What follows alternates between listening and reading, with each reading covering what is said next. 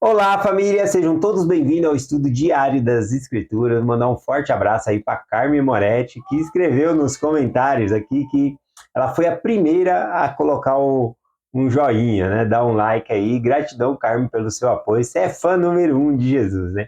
Ou melhor, corrigindo essa frase, né? Não é fã, é a adoradora número 1 aí. Cada canal que eu vou, que eu também acompanho o estudo das Escrituras, eu vejo que a Carmen ela tá lá e coloca um comentário também. Então, gratidão aí pelo apoio que você dá aqui no canal também. E não só a Carmen, mas muitos de vocês, quando eu entro em outro canal, eu vou ver ali os comentários e eu vejo que vocês fizeram ali comentários ali também que estão acompanhando outros canais.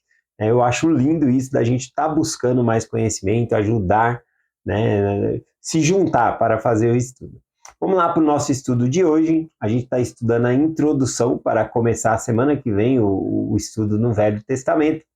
E essa parte aqui que nós vamos estudar hoje fala que o Senhor restaurou muitas coisas claras e preciosas que havia nas Escrituras. Para restaurar é porque havia se perdido. Então vamos começar lendo pelo manual aqui e ver o entendimento. Aqui diz o seguinte: em uma visão, o Senhor mostrou a Nefe o surgimento da Bíblia, explicando que muitas coisas claras e preciosas seriam tiradas dela. E aí tem a referência aqui de 1 Nefe, capítulo 13, do versículo 21 ao 29 e do versículo 38 ao 42. Vou fazer um resumo, tá bom, desse capítulo aqui, o que está acontecendo. Começando no versículo 20 aqui, eu vou lendo os versículos, algumas partes vou resumindo e vou trazendo um comentário aqui, ó. E aconteceu que eu, Nefe, vi que eles prosperaram na terra e vi um livro que era levado entre eles. Bom, aqui está citando a colonização, né, das Américas, muitos povos chegando, acabaram dominando os índios, né, e essa parte é chamada os gentios, né, os gentios, então, haviam dominado essa parte aqui, e eles tinham um livro consigo. E aqui essa parte aqui em 1 Nefe capítulo 13 é muito interessante, porque Nefe ele está tendo essa visão, vendo, né, a colonização, vendo esse registro, né, que eles tinham consigo, e um anjo, né, está do lado dele e faz algumas perguntas que nos ajuda bastante a entender. Então aqui diz o seguinte, né, e o anjo perguntou, sabe o significado do livro? E eu respondi, não sei.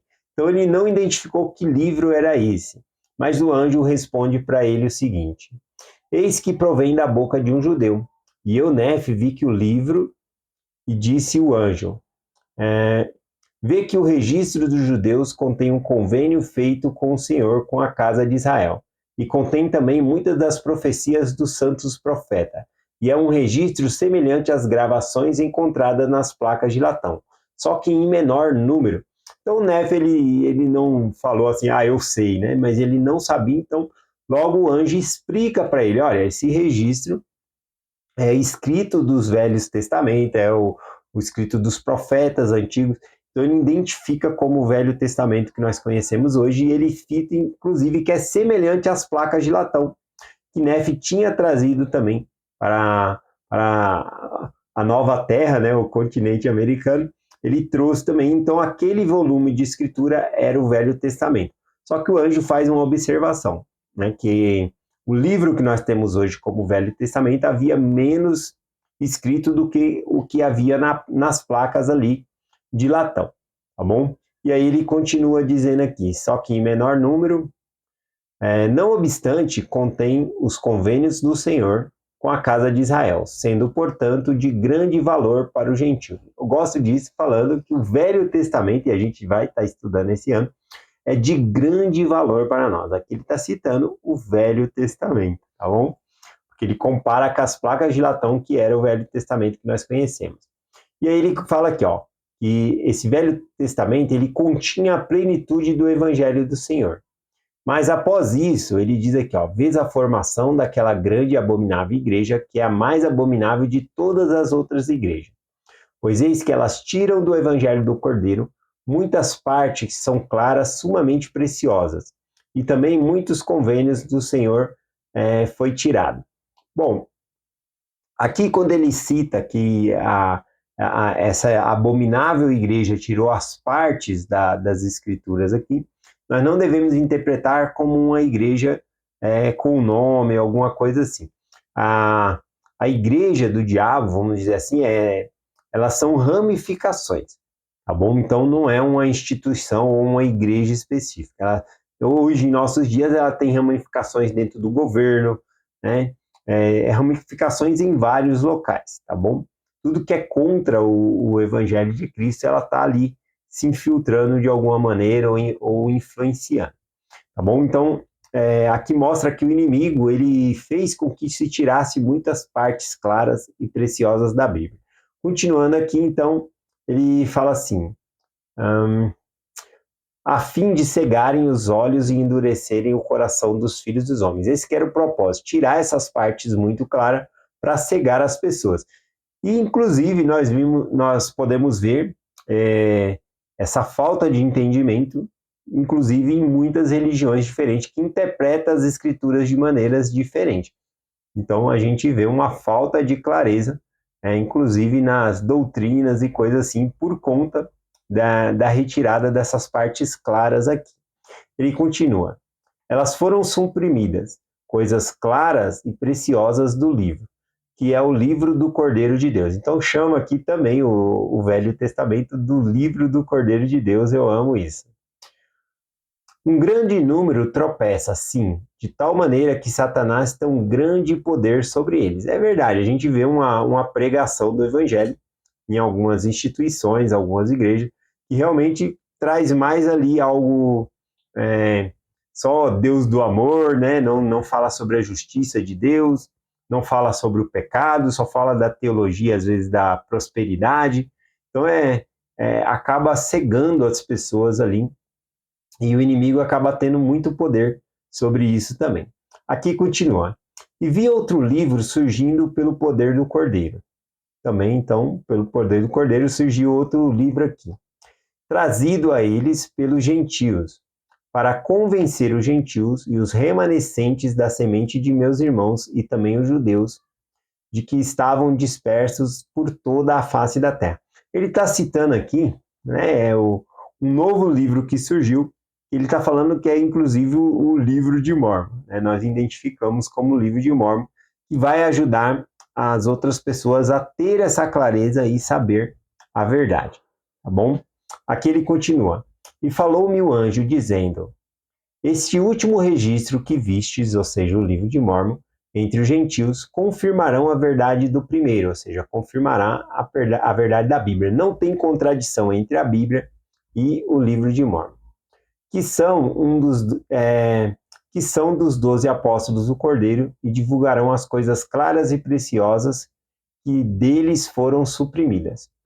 Bom, aqui então começa a citar também o Novo Testamento que surgiria, tá bom? Que traria muitas clareza também a respeito das coisas que estavam no Velho Testamento e que também no livro de Mórmon aqui. E as palavras do Cordeiro tornar-se-ão conhecida pelos registros de sua semente, porque há um só Deus, um pastor sobre toda a terra. E chegará o tempo em que ele quem? Jesus Cristo, se manifestará a todas as nações, tanto aos judeus como aos gentios. E depois de haver se manifestado aos judeus e também aos gentios, ele manifestar-se-á aos gentios e também aos judeus. E os últimos serão os primeiros e os primeiros serão os últimos. Aqui ele traz, então, que o próprio Cristo se manifestaria a eles. E falou primeiro aos judeus e depois aos gentios.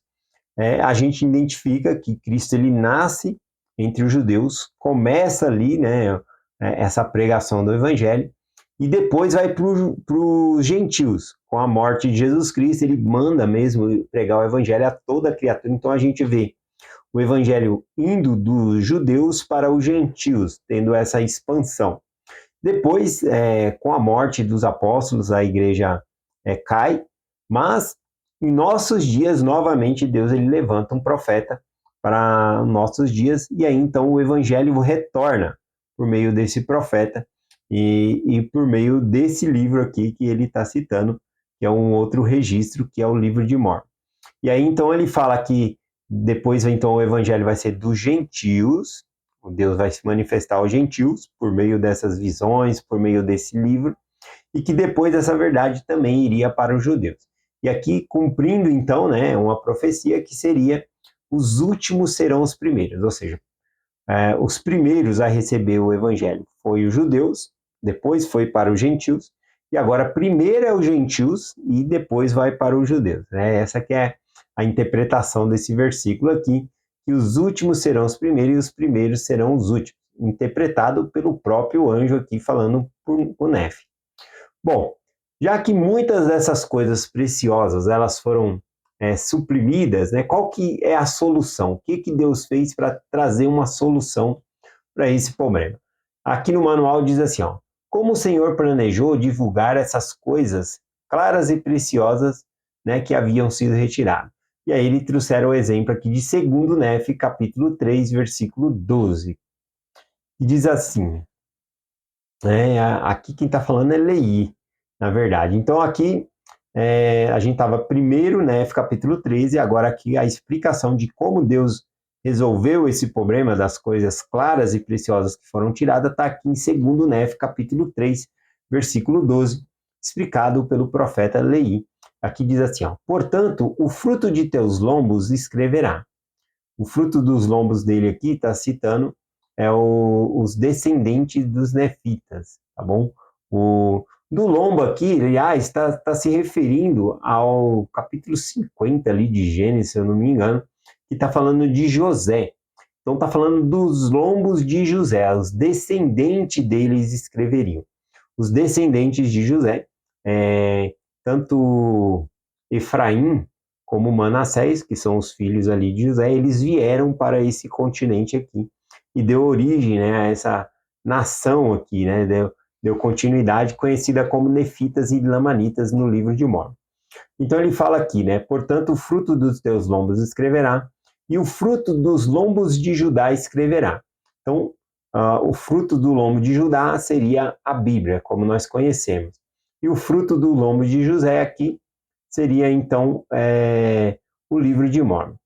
E aquilo que for escrito pelos frutos dos teus lombos também, e o que for escrito pelos frutos dos lombos de Judá serão unidos, confundindo falsas doutrinas, apaziguando contendas e estabelecendo paz entre o fruto dos teus lombos, levando-os nos últimos dias a conhecer os seus pais e também os seus convênios, diz o Senhor.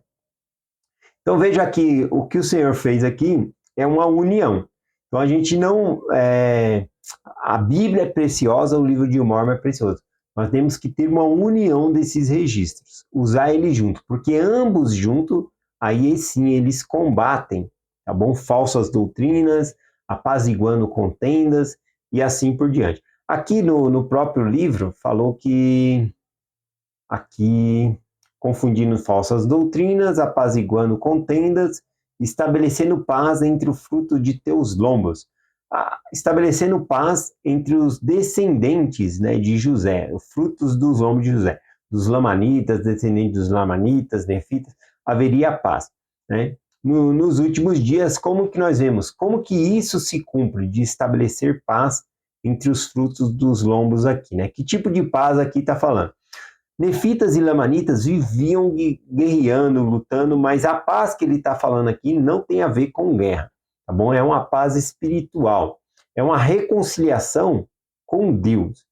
O livro, pode ver que está falando de doutrinas, de combater falsas erros, combater coisas erradas, né? Que nem falou aqui, apaziguando contendas, confundindo falsas doutrinas, e assim por diante. Então, a paz que ele está colocando aqui é a restauração da identidade, as pessoas saber quem é.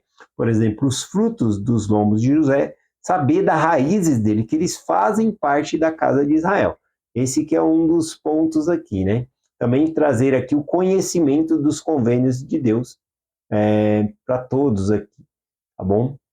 Então essa paz aqui, conforme nós vemos, é descobrir realmente que são da casa de Israel, entender o plano de Deus e aceitar Jesus Cristo como Messias. E lá em Ezequiel, capítulo 37, também fala desses dois registros. A vara de Judá e a vara de Efraim, que é o livro de Mórmon, que ambos se tornam um só na mão do Senhor. Então nós devemos utilizar os dois, né, para estudar. Então, algo que a gente vai aprender bastante é que usando outras escrituras nós vamos entender melhor o Velho Testamento. O Velho Testamento também, quando nós usamos, acaba unindo e ajudando a gente com outras escrituras também. Então, ambas são palavras do Senhor, ambas são chamadas, né, de livro do Cordeiro do Senhor. Nós devemos amar ambas as escrituras. Nenhuma é mais importante que a outra. Esse que é o ponto.